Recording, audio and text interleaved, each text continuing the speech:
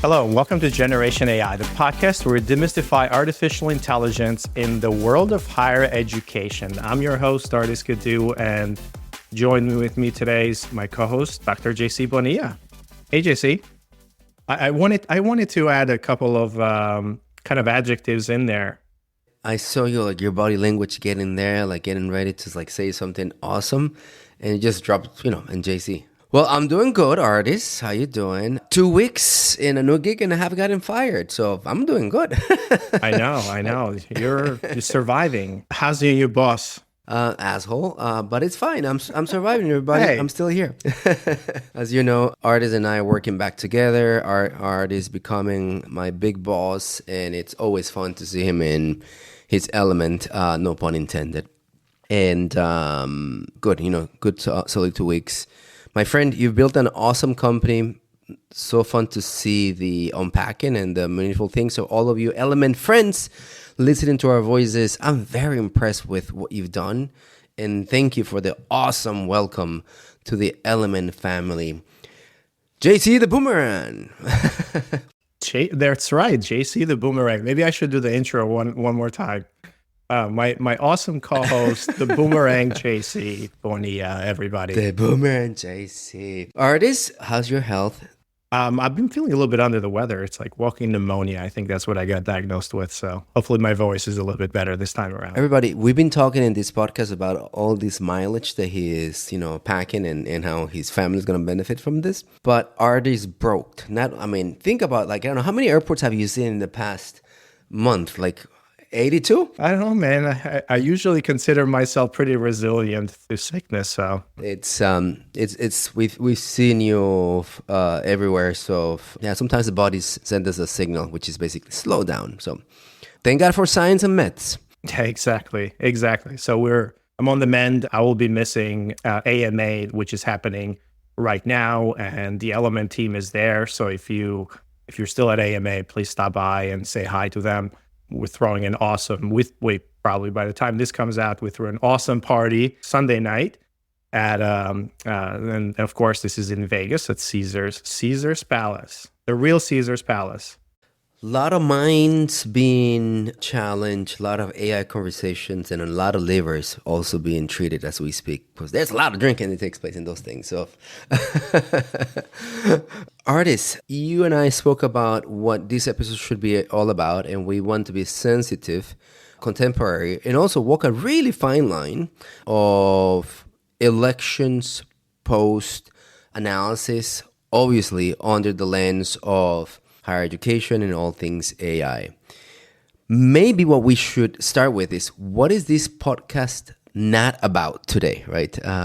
Because although we're going to be using the lens of elections, this is not about, we're not a political commentary type of podcast. So, Ardis, from your point of view, what is this not about as we unpack election talks?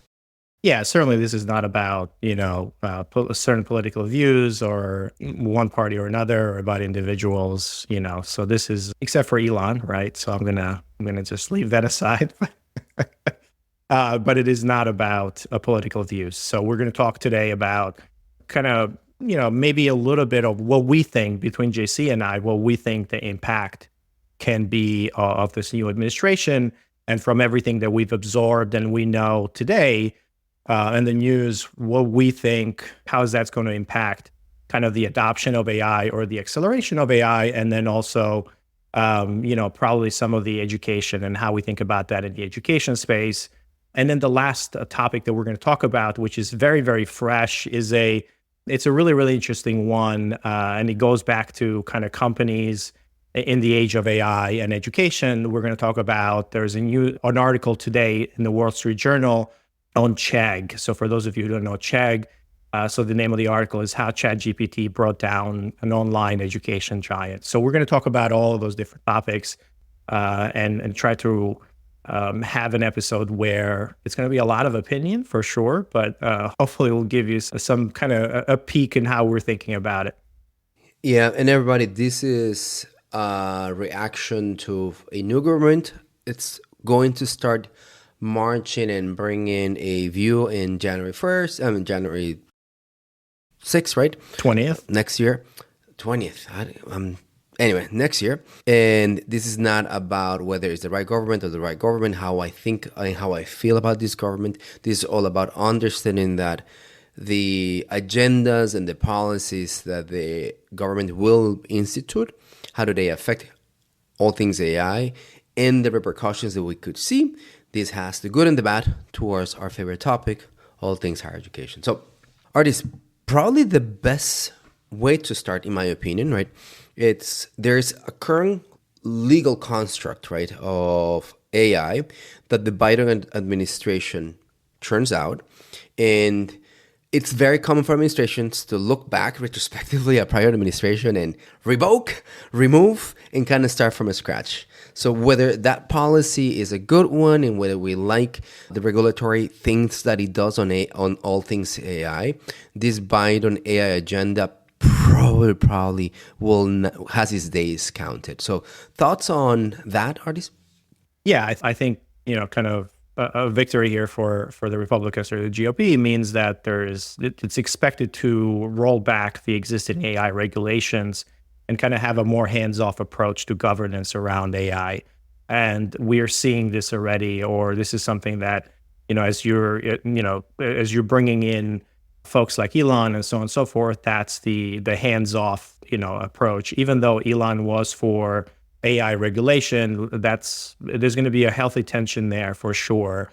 But certainly that executive order, EO, will be kind of rolled back, and everybody that's what they think about. So if you don't remember what that executive order was, it was around regulating how big these models can be before they get announced to the government, who's responsible for the downstream effects of those models and the safety and the training on them, and how much compute you can use to kind of train them, and so on and so forth. So a lot of those regulations will be rolled back.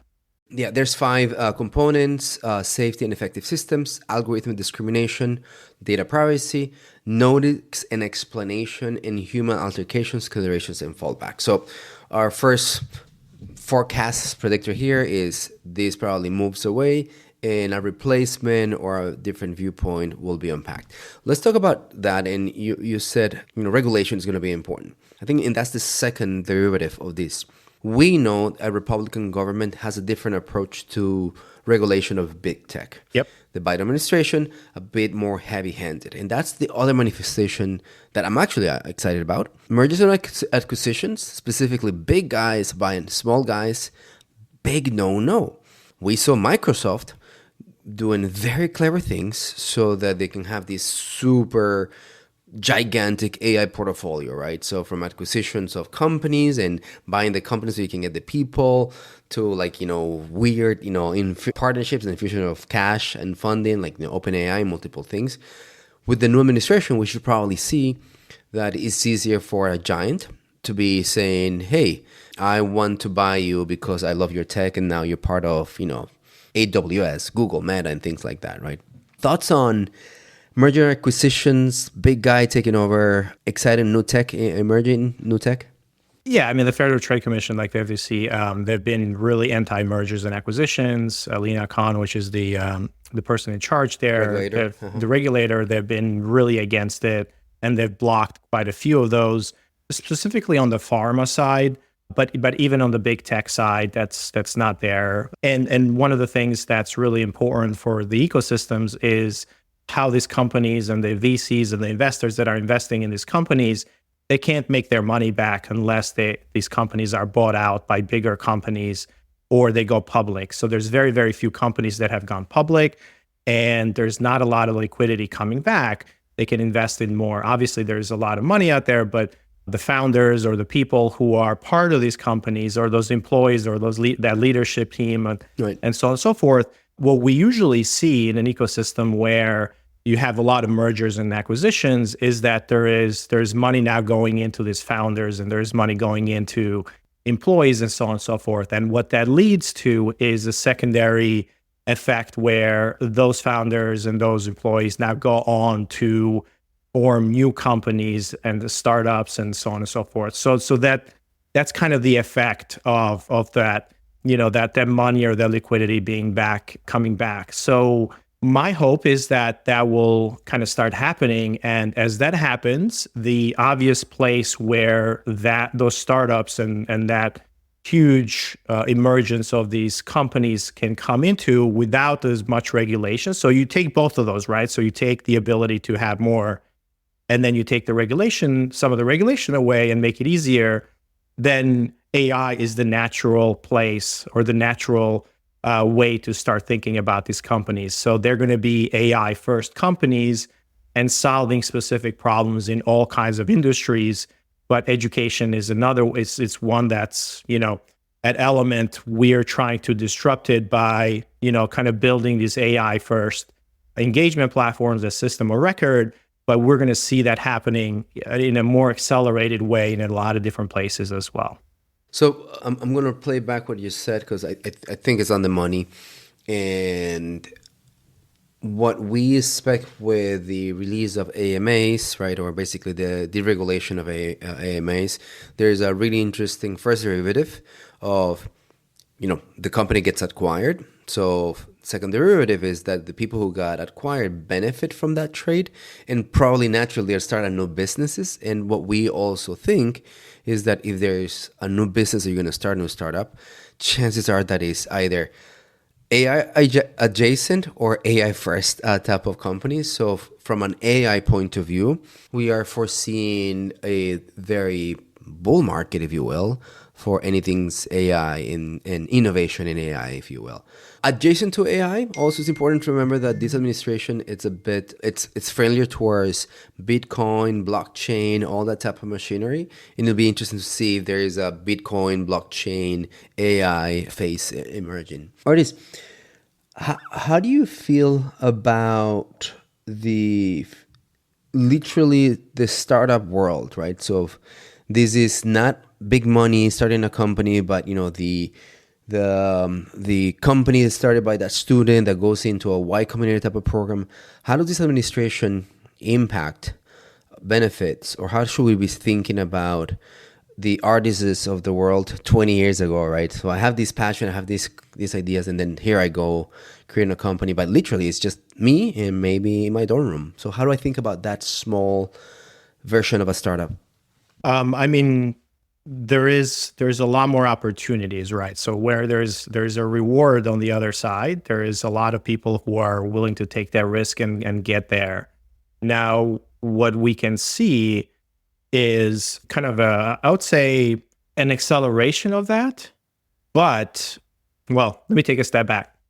What we have today, JC, with AI is the ability for one entrepreneur or two entrepreneurs to make a much bigger impact and to build a company that is much bigger without needing a lot more capital and a lot bigger investment, because AI can be an accelerator and can be a tool that you can do a lot more with. So we're seeing we're probably going to see the beginnings of, if you remember, we talked before where Sam Altman said AI will be able to have, we're going to have a 10-person company, $1 billion unicorn or $1 billion 10-person company. So we're going to be starting to see that happening over the next couple of years. So that entrepreneur will be able to do a lot more with a lot less. So I believe that's a huge potential here for a lot of entrepreneurs to actually start new ventures, because they can do a lot more. They can get a lot faster. They don't have to have, incredible amount of capital to actually go ahead and build a product, right? You can build those a lot faster, and you can get more product market fit a lot faster, or you can test things a lot faster, so to speak. Yeah. So, and that's an interesting point, because I think what I'm hearing you say is maybe this is administration neutral or agnostic. The new companies that emerge from this phase of AI could look so different that the traditional entrepreneurship route that creates a very wealthy company with hundreds of people, it will be just one or two founders, because a tech stack that is AI native or AI first could really accomplish as much as 100 people, right? So, and that's really interesting to see how this government starts thinking about that, if anything, in allowing for this ecosystem to flourish, or basically grow organically. That's an interesting thing. Yeah, when you look at education, a lot of folks are scared because of there's a lot of chatter on, hey, we're going to remove or we're going to dissolve the Department of Education, right? Or we're going to shrink it down or reform it and so on and so forth. So that's a fear that happens. I don't think that's going to happen. That's going to be almost impossible to accomplish. But what you're going to see is a need for efficiency in a lot of these different areas. And Department of Education is going to be one of those. How can you fuck up the FAFSA, this big application, and we talked about it, millions and hundreds of millions of dollars going into the development of this product, and it was still not tested, and just the incompetence of like rolling out a product that affected so many different people, and the efficiency was very, very, very bad. So what we're probably going to see is going to be a kind of a driver towards efficiency. So you're not going to have as big, but the impact can potentially be really, really important. So I think that's gonna be very helpful for sure. This is a good segue on something that I'd love for you to read and love to hear your thoughts. I don't know what you think about this efficiency angle that it's seems that it's coming our way. So let me just set the stage here. This election, as relates to AI, was not the election that we thought it would be as civic as we thought of AI as, all these campaigns of disinformation and like these crazy things that we thought we're going to see. I don't know, Biden in a bikini dancing with Trump with a monkey on his shoulders and all of a sudden like saying different crazy things. We thought this election was going to be dominated by fakes and deep fakes, right. And it was not. This election, however, was the election of what we call the podcasts, candidates going into mediums like yours and I to basically diffuse the message. The infamous 3-hour interview with Trump and, oh my gosh, Austin Rogan. Rogan, of course, yep. Rogan. Kamala starting with, basically appealing to certain markets, and both Kamala and Trump doing that. So the election of the podcast. But the other thing that this election was an Elon election, right? His involvement in the Trump campaign and his approach showcased there. Why? So this is why I want to connect it. As I said, it was going to take me time to set up. Why? Because there's this assumption that his view of efficiency, it's going to hit the government, and then we may be seeing that. So I know that you are a big fan of what he does, and you've sometimes a student of some of his approaches. What do you think is going to happen here? A quest for efficiency. AI and efficiency are always in the same sentence for you and I. So now that you put a influence figure that has crushed efficiency for multiple ways, what do you think happens? And how do we benefit or not from that in our world of AI and all things higher ed? I mean, there's a lot to unpack in there. So this idea of efficiency, look, it would be very delusional to think that Elon is going to come into the government and actually make the impact that Minister of Efficiency. Yeah, exactly. So it's gonna take a while, right? And once it takes a while to unravel the bureaucracy and all of the different systems. So everything is going to work against you. So I should not expect a sink coming into the Department of Budget, or what's it called? OPTS? Well, I don't know. I mean, that might be, I was going to say there is the reality, and then there is the signaling, and there is also there's a lot of people that are focused on that they want to do the right thing and their views and how they want to work it, but they haven't been given the opportunity to do that. So this perhaps allows folks who are already part of the system to actually contribute towards a more efficient government, but without having to be, we work in academia, right? In academia, there's just so much bureaucracy when you start thinking about budgets. Think about the budget. Like, let's take that, for example.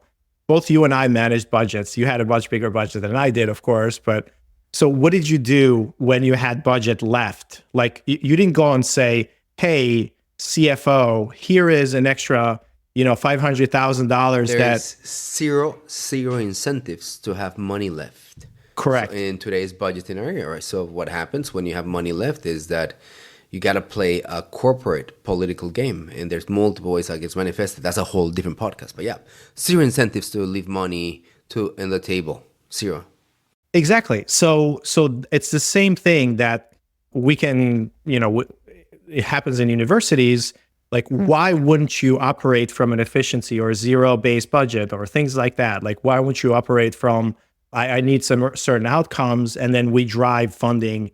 But when you're allocating money across and you're peanut butter spreading it everywhere, then everybody's incentive, it's localized, and meaning that they care about their own little world and how to make that world and gain more influence and gain more influence. So it's going to be really interesting. I don't think it's going to be very difficult for Elon to come in and actually unravel that. But maybe what's going to happen is he's going to focus on one or two departments. If we can get that, maybe some of the companies, we can accelerate the adoption of kind of this innovative new companies actually working with government to accelerate things. So like, things like we don't have things like Boeing, for example, being entrenched and the government spending billions and billions of dollars and stranding our astronauts.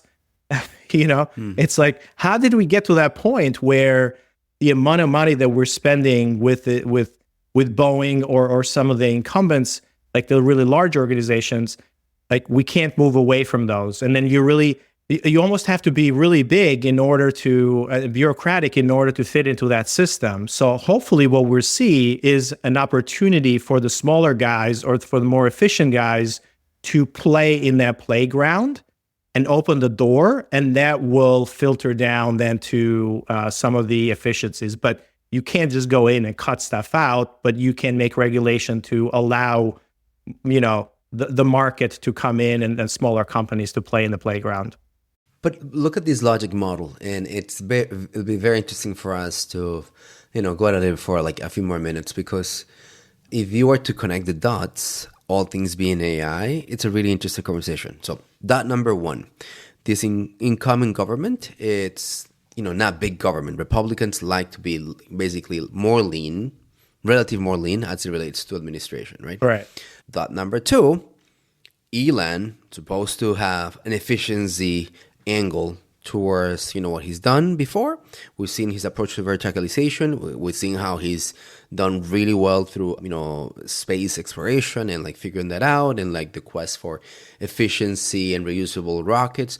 We'd see him fired half of the staff at X, right? And then the product still goes on, right? And so on and so forth. Exhibit number three, all things AI are the quest for efficiency. Right, so I think that it's a really interesting thing that if you were to connect the dots, we're maybe saying that this administration may be deploying more AI because the natural way to achieve smaller government, efficiency, and then when someone like Elon, maybe we suppose that it's going to be around, it will be a natural recommendation. So for me, it's an interesting logic model, and maybe it does happen. Thoughts on that? Yeah, I agree with that. I think there's one component that goes hand in hand with what I was just saying. Like, hey, this is very innovative companies that are springing up right now. It's like, how do they work with government, and how do they work to make these systems more efficient and to kind of leapfrog? So we're using AI to accelerate those things. But the government is not building that stuff internally, right? That's what we like. They have to work with companies and industry to bring that stuff in. And the companies that are actually doing that work are the ones that are newer and they don't have the foothold in government. So what this allows then is to bring that technology in. One way that we saw it is, perhaps Meta has open sourced Llama, and there's news that China has been using Llama without obviously the permission, Llama 3 without permission for military uses, and they're adopting it and they're using it for that. Obviously, that's not allowed. However, so now Meta has opened up their licensing, so it can be used for government use and military use and so on and so forth. So you're going to see a lot more of that, where, something being used for military use or for government use, and the larger organizations like Google and employees who are in those organizations, if you saw I don't know if it was 80 years ago in 2016 and so on and so forth, everything that was, oh, we're going to collaborate with the military, we're going to collaborate with the government. Everybody, there was this reaction internally on this large organizations, on the employees themselves, that it's like they start quitting or kind of this backflash.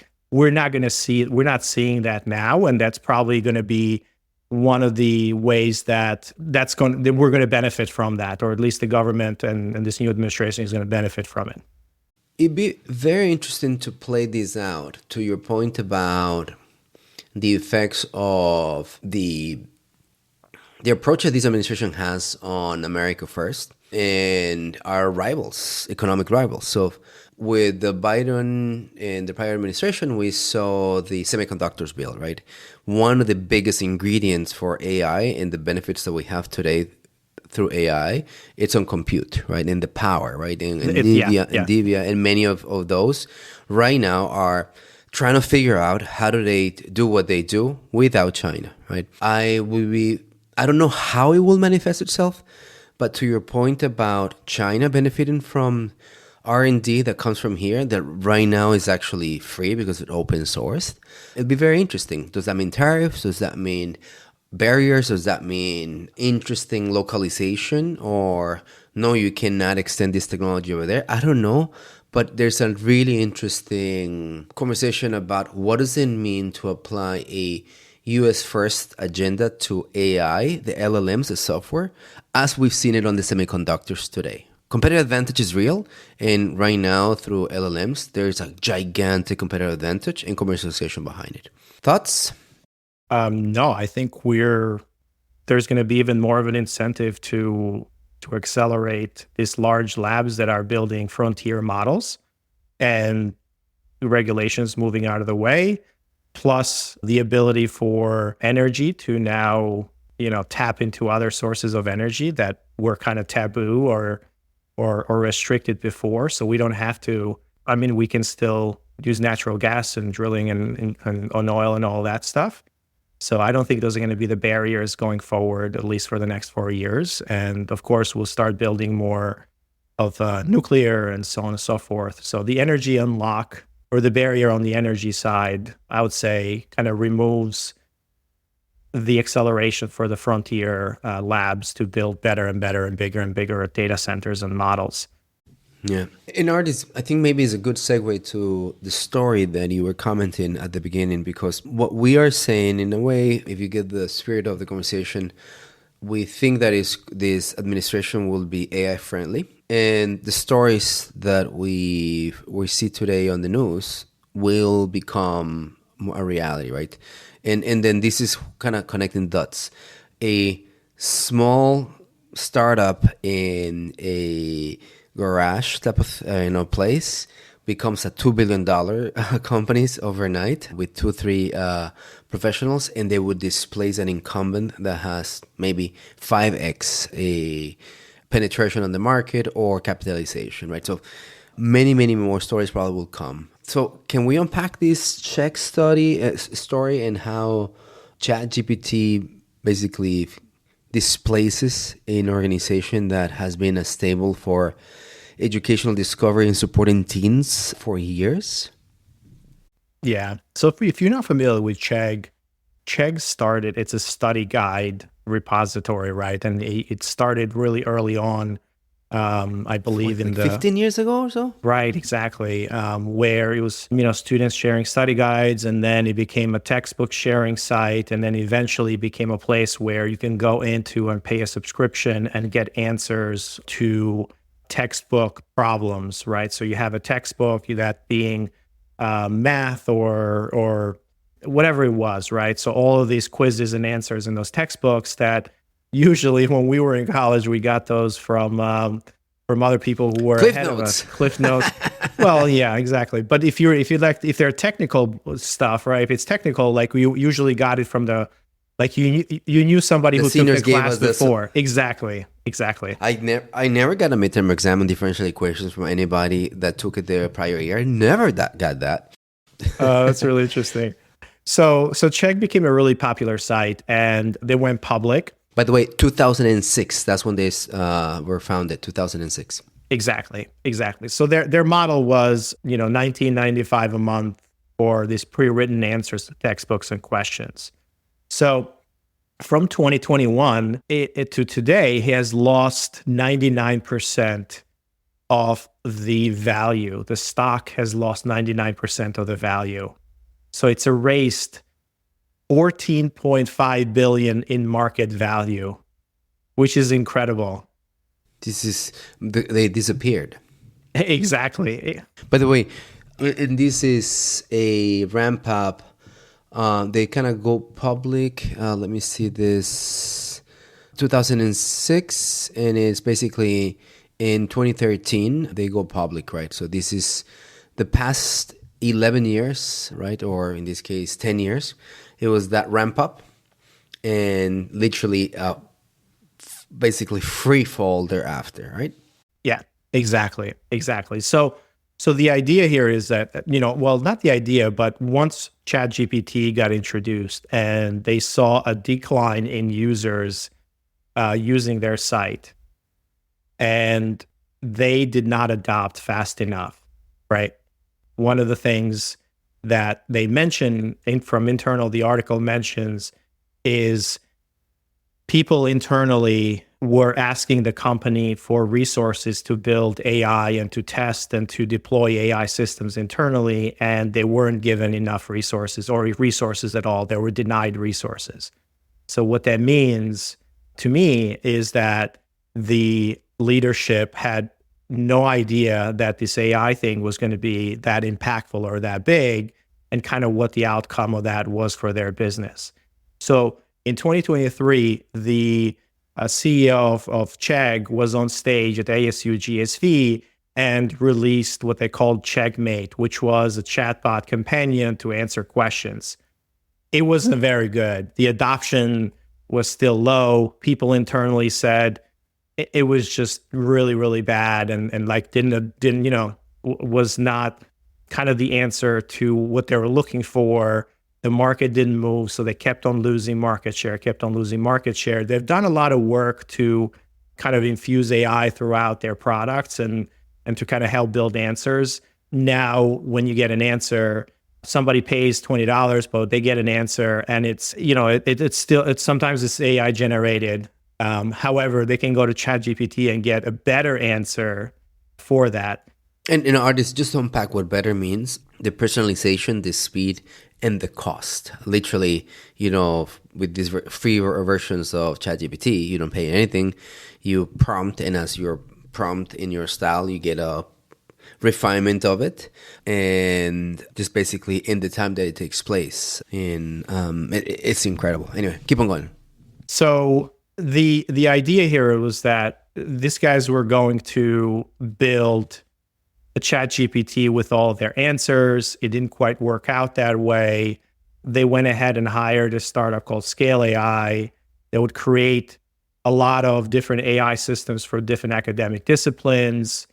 However, the evolution of the AI models like ChatGPT and GPT-4 and so on and so forth, they just became really, really powerful. And then the users were just getting trained to go to those different sources rather than Chegg.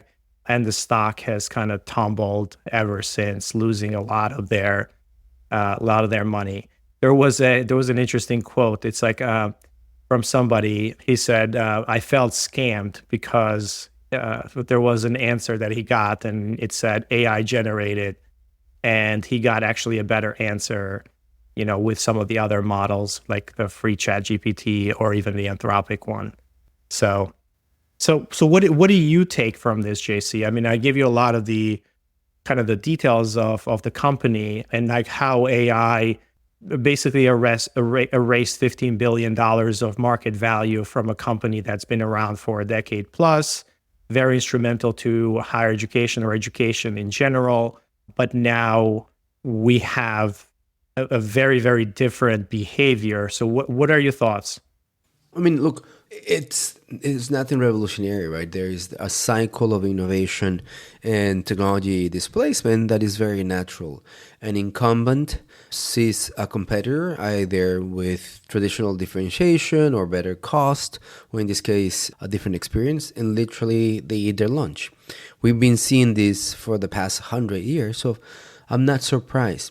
The part that is different, though, is that if I always like the Marriott story, like, J.W. Marriott made his money by looking at a competitor and like literally launching the same thing and doing it faster, better. But what is not told and is different today is that Marriott, in this case, made his money making sodas. So he knew that business, and he was a supply chain expert and like all this type of things. So there was a level of expertise that is needed for you to displace the incumbent. So if I came in like us, right, we're building this super exciting student platform, but at the core, we're technologists, we're educators, so we have this expertise. What AI is doing is that it could displace the most random organizations without having a one-to-one connection or trace back to, oh, we come from the same sector. You know what I mean? ChatGPT was not meant to displace homework educational providers. No, right? And also, like, it took on $1 billion company. So that's what I take. Sure, it's doing what technology displacement has been doing it, and it's doing at in a normal style without having the SMEs and the experts that basically geek out that sector they want to replace, and doing it in a way is unintentional and way too many side effects that taking place. That for me is different and exciting, right? Because us building it, we're the displacers as opposed to the ones that are going to be displaced. So for me, that's exciting and very, very promising. Yeah. But I also see this as essentially the value of these companies that are basically generating content. They're a system of content or giving answers or producing answers. Like this is these systems are there's not a lot of proprietary stuff that's underneath there, right? So these models get better and better at reasoning and all these things. So the gold value is in the data. It's in the user data, the behavior, like the system being the system of record, like all these things. And everything else on the content side, we're seeing that as a layer that's going to be disrupted tremendously. Think about like a learning management system, an LMS, right? And I just saw yesterday a demo from a startup called Pete Learning, and they focus on corporate education. And they loaded in a very heavy manual, like a manual from, I forget, like a security manual that, or somebody needed to go through, and with very little prompting, it essentially built 3-4 different module outline. It actually built the learning objectives. It built everything from that one manual to target the employees so they can go through it and learn. It also did the notes underneath. So it actually used like 11 labs to do the reading and the voice training from a professor. So, and the last part of that was it actually used AI to do the validation, or what's the word that I'm looking for? It's the assessment. So it used the LLMs to actually do the assessment.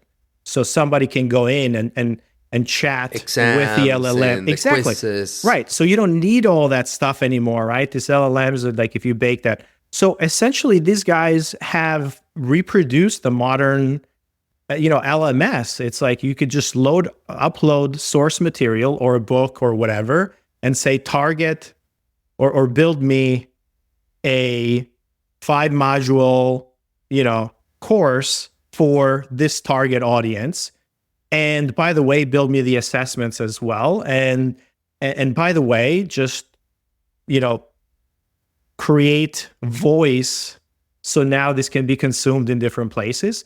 So the content generation world, I think it's going to be really, really interesting to see. Of course, we don't play in that space, in the teaching and learning space. We're mostly around the engagement, but the content generation is an area that we're focusing quite a bit on, around like how to use this to accelerate content generation? Is it going to be, it's going to be really, really interesting to see like how service providers through higher education are going to adopt to the AI wave. Like folks who are building, campaigns, or folks who are building marketing material. And this is kind of, interesting because this is AMA and American Marketing Association for Higher Ed conference that's happening right now. So I don't want to kind of talk about the existential threat to kind of content providers or content generators and agencies, but it's an area where we're looking at it very, very closely, and it's a potential disruptor for a lot of those providers there.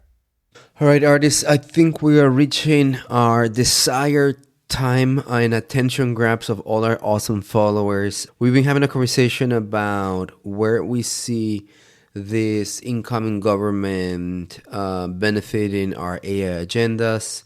Our talking points have been there's probably going to be a replacement to the current AI Act, given that governments tend to do that. We think that this organization is going to be friendly to AI. There's a natural aspect there from efficiency, lower and less government. We also think that MMA, merger and acquisitions, and the funding pipes will allow the AI ecosystem to basically proliferate, more companies, faster innovation, if you will. And we also suspect that there's going to have a connotation of America first, right? And then it's going to be very interesting to see how it touches on software, because we already see how it could look like on the hardware that powers all these AI. And we're excited about that. And for our AI agenda, I think it's going to be a good, interesting observations that we need to do. Any last thoughts as I recapped and kind of gave everybody the summary of what we think we could be observing in the next coming months and years? Now, for us as technologists, is in a very, very exciting kind of space. I know a lot of folks are in a interesting spot right now as the outcomes of the election. But once not a lot of stuff changes for those of us who work in companies and technology as we move forward. If anything, things are going to accelerate. So it's a very, very exciting time for sure. Yeah. And as a reminder, this conversation is not a reflection of our excitement or the lack thereof as, our political affiliations is not what we're talking about. What we're talking about is really where AI and this administration commingle. And I'm sorry, these texts are coming my way. And how we basically see that it may be a bull market. So thank you, everybody. Exciting times ahead. Until next time, and we'll see you around. Bye, everybody. Generation AI is part of the Enrollify podcast network. If you like this podcast, chances are you're going to like other Enrollify shows too.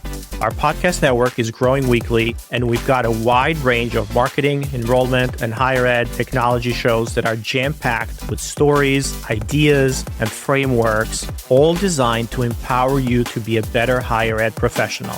Our shows help higher ed leaders and professionals like you find their next big idea. They feature a selection of the industry's best as your hosts, like Jamie Hunt, Seth Odell, Jenny Lee Fowler, Brian Gross, and many of your favorite leaders in higher ed. Enrollify is made possible by Element 451, the next generation AI student engagement platform that's helping institutions all over the country create meaningful, personalized, and engaging connections with their prospects and students. Learn more at element451.com.